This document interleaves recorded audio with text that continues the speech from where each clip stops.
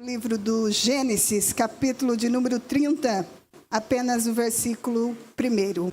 Diz assim a palavra do Senhor: Vendo, pois, Raquel, que não dava filhos a Jacó, teve Raquel inveja de sua irmã e disse a Jacó: Dá-me filhos, senão morro.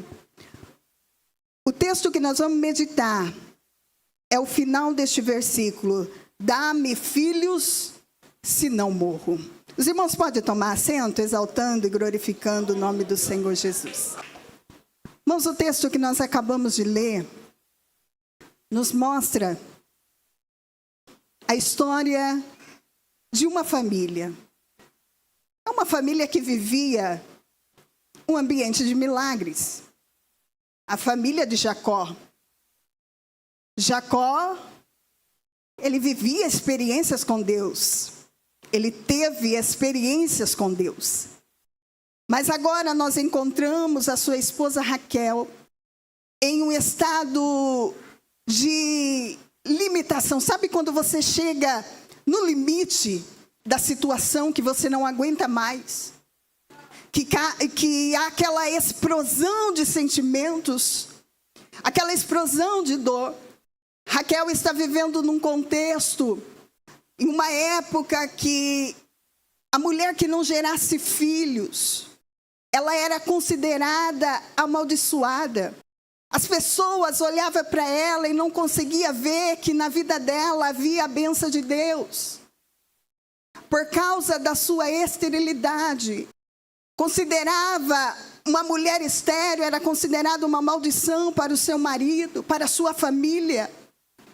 Porque ela não poderia estender a linhagem. E em toda a Bíblia nós vemos o quão é importante, como Deus nos mostra que ser mãe, que ser pai, que gerar filhos é bênção, é sinal de bênção e prosperidade na vida daqueles que possuem. Mas agora nós estamos vendo uma mulher que olha para a sua irmã Lia, que também era esposa de Jacó. E Lia estava rodeado por 4 filhos. Ela vê aquela cena diária de uma mãe brincando com seus filhos, daquela correria, alegria, aquele barulho de crianças na casa. E aquela situação vai entristecendo o seu coração, vai trazendo angústia para o seu coração. Apesar do tanto que seu esposo a amava, Jacó deixava bem claro o quanto ele amava Raquel, dando-lhe presentes. Havia o costume na época de dar joias.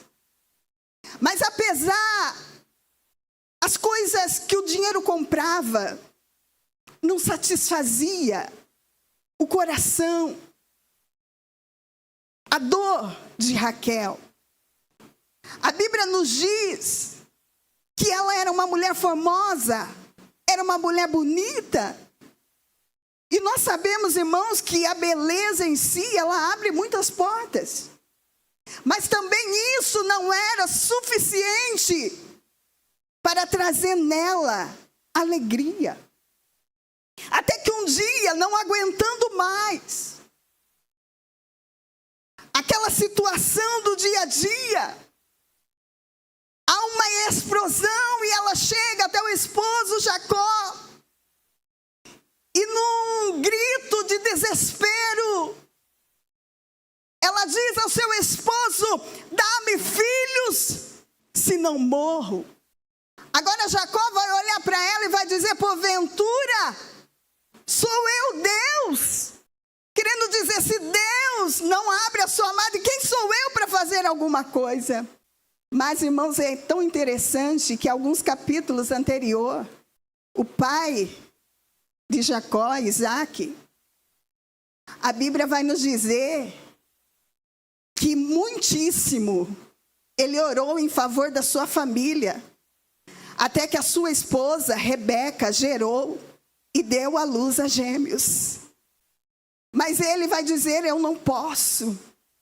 Então nós temos aqui uma mulher angustiada por não dar à luz.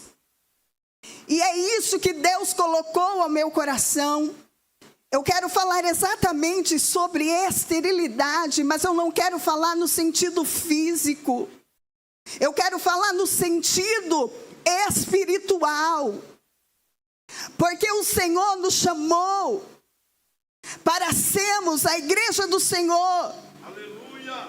Mulheres, homens de Deus, que gerem filhos. Nós estamos vendo, os irmãos, que há poucas conversões no nosso meio. Fazemos festa, fazemos congresso, fazemos muitas coisas, mas não temos visto as almas se chegarem diante dos pés do Senhor. E isso tem que nos causar uma preocupação em nós. O que está acontecendo conosco? Qual o motivo dessa esterilidade? Porque não estamos gerando vidas. E todo ser humano, criado por Deus, ele foi criado para gerar outra vida. Foi o que o Senhor disse para Adão e Eva no jardim. Em Gênesis 1, capítulo 28, a Bíblia, versículo 28, o Senhor diz, a palavra do Senhor diz que Deus os abençoou e disse: frutificai, enchei a terra. Quer dizer, o Senhor está dizendo: vocês vão gerar outras vidas, através de vocês, outros chegarão, outros irão. Depois vem o dilúvio, mas permanece Noé juntamente com a sua família. E a ordem de Deus continua a mesma: frutificai, multiplicai-vos e enchei a terra. E na igreja do Senhor, no ambiente espiritual, é da mesma maneira. Eu preciso gerar vidas. Nós precisamos ganhar almas para o Senhor Jesus. O apóstolo Paulo, frequentemente, ele usava o termo gerar em suas cartas, para mostrar o sofrimento que ele tinha para ganhar almas para o Senhor Jesus. No livro de Gálatas, capítulo 4, versículo 19, ele vai escrever aos irmãos: meus filhinhos, por quem de novo sinto as dores de parto, até que Cristo seja formado em vós. No livro de Filemão, quando ele vai escrever a Filemão, ele diz: receba Onésimo, aquele a quem eu gerei em prisões. Ele vai comparar o processo de ganhar uma vida para o Senhor Jesus, a gestação de um bebê, a gestação de uma criança. E o que acontece, irmãos, quando nós engravidamos? Apesar de haver um romance que eles colocam hoje em volta da gravidez, nós sabemos, irmãos, que não é tão fácil assim. As coisas não são tão simples assim. Até o momento que nós pegamos o exame, dando ali o positivo, até a hora do nascimento, são horas de dor, de angústia, de sofrimento, mudanças que acontecem no nosso corpo. Não é assim, irmãs? Até o penoso horário do parto, há muitas coisas que surgem na nossa vida, na nossa mente. É mudança do corpo, é mudança, os hormônios que se afloram, é tantas mudanças. E para ganhar um novo convertido, para ganhar uma alma para o Senhor, também não é diferente. Nós precisamos olhar para nós e criar esse desejo. Porque o primeiro passo para gerar uma vida, para formar uma família é o desejo. Algo que muitos não possuem hoje. Muitos estão aí dizendo que não querem ser em paz por causa do trabalho que filhos dá, por causa dos gastos. Não é assim. Irmã Paula, o que a irmã está querendo dizer? Eu estou querendo dizer que se nós queremos realmente gerar vidas, ter crescimento, nós precisamos, irmãos, que Deus coloque o desejo em nosso coração. Que o amor de Deus seja derramado em nós para amar o perdido, para amar o necessitado, para ajudar aquele que precisa e falar do amor do Senhor Jesus. E não precisamos ir tão longe, irmãos. Quando eu falo de gerar outras vidas, eu quero que você olhe para o seu ambiente familiar. Quantas vidas ali que estão precisando ouvir a tua voz. Quantas pessoas estão ali precisando da tua oração, da tua súplica. Que você crie aquele desejo: eu vou me colocar na presença do Senhor, eu vou me colocar na brecha em favor do meu filho, em favor do meu sogro, em favor do meu genro, em favor da minha família. Não quero ser estéril, eu quero produzir frutos. Lembra da parábola da figueira? Que Jesus, passando por ela, amaldiçoou. E muitos podem dizer: por quê? A árvore estava bonita, uma folhagem bonita, e Jesus amaldiçoou que aquela figueira se secou. Sabe por que Jesus amaldiçoou aquela figueira? Porque quem olhava de longe imaginava: eu vou ali, eu vou encontrar frutos. Mas era lê do engano, porque era só aparência. E nós não podemos viver de aparência na casa do Senhor Jesus. Não podemos ser estéreis de forma alguma. Precisamos produzir frutos para o Senhor Jesus. Quando uma mulher, ela engravida, os primeiros meses, vem aquele enjoo. Algumas sentem mais dificuldade, que chega realmente a vomitar. O corpo, na verdade, é um dos primeiros sintomas. Pelo menos as minhas gestações era, né? Começou com os enjoos, vamos fazer exame. Não era assim? E muitas, neste período de enjoos, não conseguem se alimentar direito. Muitas mulheres chegam até perder quilos, porque não conseguem se alimentar. Porque tudo o que bate no estômago acaba voltando. É aquela aversão ao alho, ao cheiro do alho, cheiro de perfume. E o que eu quero dizer com isso? Se nós queremos que a igreja do Senhor cresça, se nós queremos que a nossa família se chegue aos pés do Senhor Jesus, nós precisamos também entrar em jejum, se abster do alimento físico, para mover os céus. O Senhor nos deu esta ferramenta poderosa que é o jejum, essa arma poderosa que é o jejum. Vamos usá-la ao nosso favor, irmãs. Vamos usar ao nosso favor, igreja do Senhor Jesus. Há um tempo atrás, isso no ano passado, eu lendo um livro de certo autor, e eu fui pesquisar a respeito deste autor. E me chamou muita atenção a sequência de jejum que ele tinha. Vários dias. E eu comecei a olhar para dentro de mim, fazendo aquela análise. Eu falei, Senhor,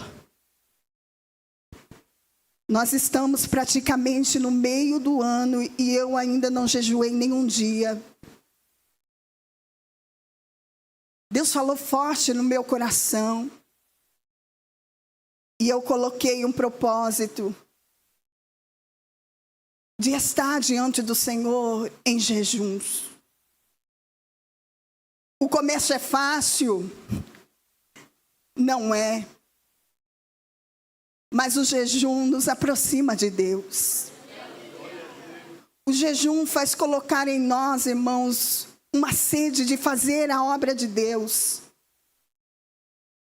E eu ia ali levar o Pietro e uma vontade de pegar folheto e sair entregando. Vamos, filho, vamos. Ele diz, vamos, ele gosta. Aquela vontade de fazer a obra de Deus que não é de nós. Não vem, irmãos, esse sentimento é o Espírito Santo que coloca em nós. E o Espírito Santo nesses jejuns. Porque o Espírito Santo trabalha, ele nos muda. E eu orando ao Senhor, se colocando, eu falei, Senhor, me usa nas tuas mãos. Eu não tenho nada para oferecer. Sou tão pequena. Eu fico observando, irmãos, quando os irmãos nos chamam para trazer a palavra. Quando os irmãos, a gente vê ali nas redes sociais, o banner, toda a divulgação. Eu confesso para os irmãos que me dá um medo tão grande se apodera de mim. Aí eu entro em oração. E a minha oração é essa. Senhor, o Senhor sabe que eu não posso. Porque o Senhor me conhece muito bem, irmãos, eu sei como que eu era. Uma menina que tinha um desejo enorme de fazer a obra de Deus, de trazer a palavra. Mas uma menina muito tímida. Uma menina extremamente tímida.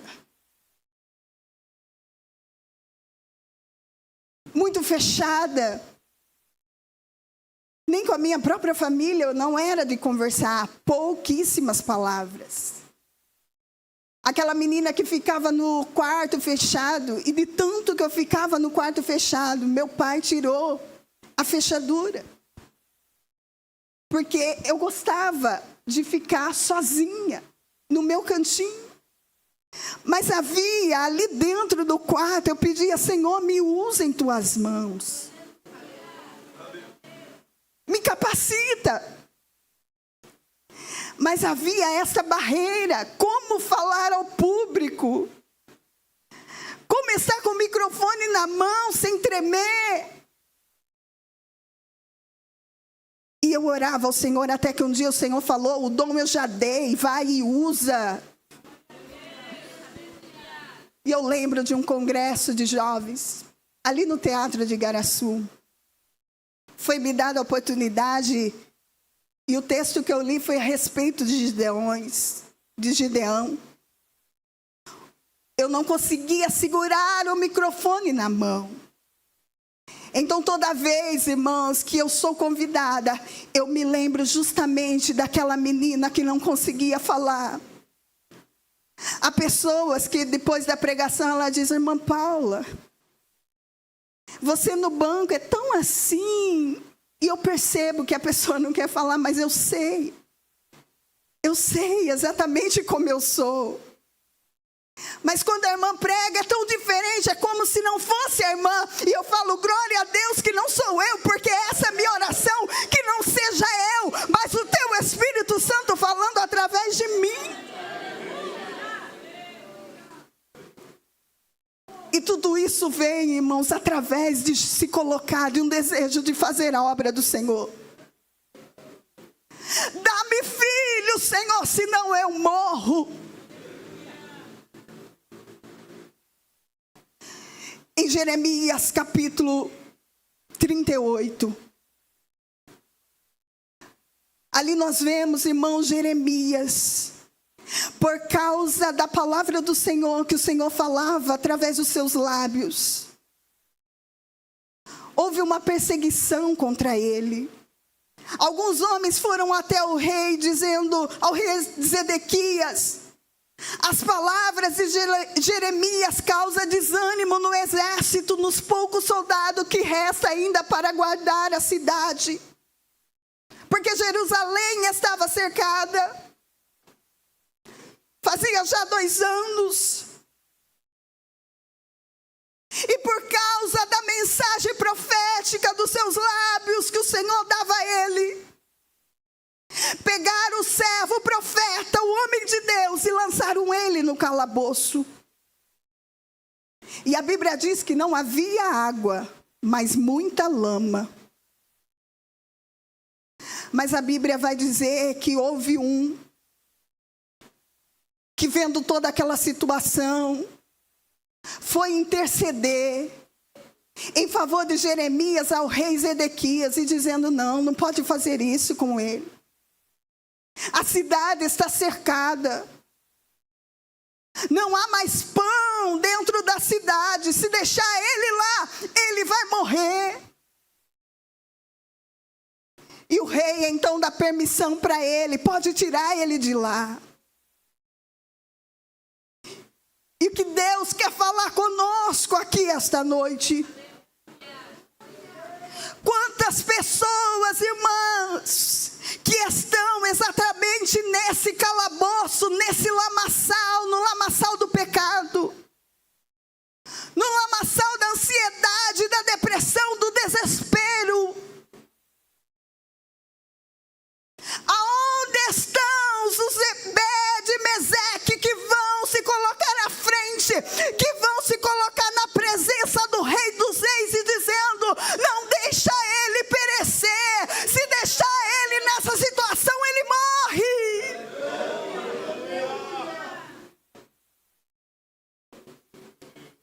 Quem vai orar? Quem vai interceder por essas almas?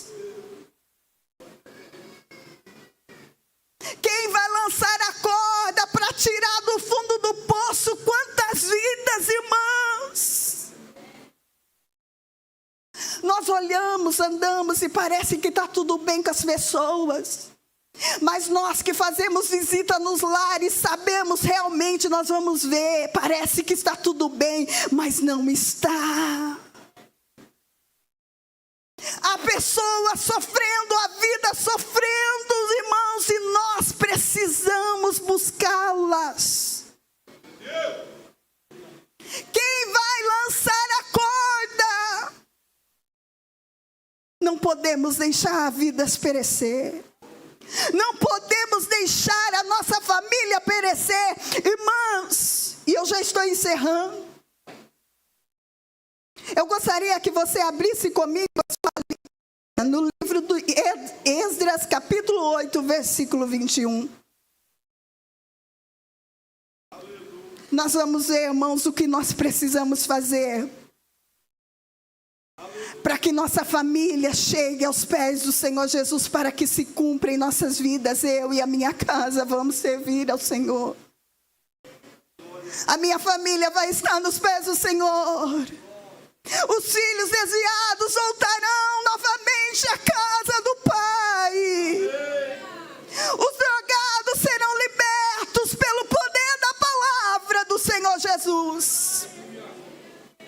Diz assim a palavra do Senhor: então apregoei ali um jejum junto ao rio Ava, para nos humilharmos perante nosso Deus, para lhe pedirmos uma jornada feliz. Para quem?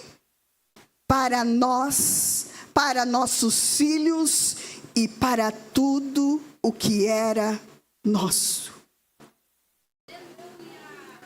Não é esse, irmãos, o desejo do nosso coração? prosperidade, alegria, a família nos pés do Senhor Jesus. Mas eis aqui o segredo: jejum, humilhação, oração na presença do Senhor Jesus. Se nós se colocarmos